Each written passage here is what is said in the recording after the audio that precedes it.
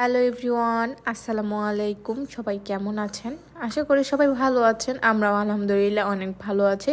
আমার নতুন একটা ভিডিওতে সবাইকে ওয়েলকাম। আমি যেখানে যেখানে ঘুরি সব কিছু ভিডিও আপনাদের সাথে শেয়ার করি।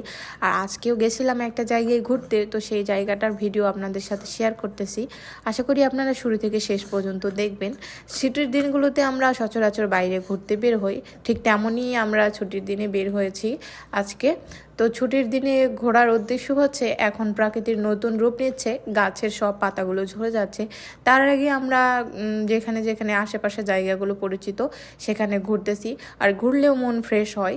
আর আমি গাড়িতে যেতে যেতে একটু খেয়ে নিচ্ছিলাম, দেন সেটা একটু ভিডিও করে নিয়েছি।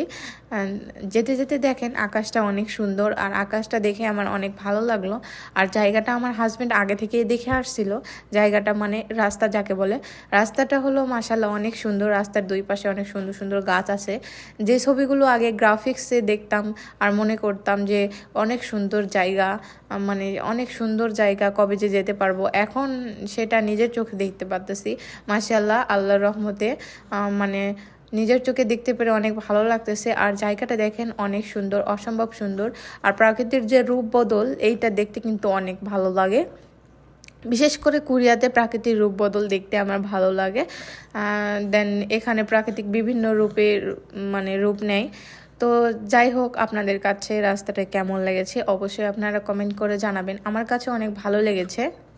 এখানে ঘোরাঘুরি শেষ করে আমরা চলে যাচ্ছি আরেকটা জায়গার উদ্দেশ্যে। এখানে তো কিছু ফটো দেন ভিডিও করলাম, দেন আমরা যাচ্ছি আরেকটা জায়গায়। সেই জায়গার ভিডিও আরেকদিন পোস্ট করব।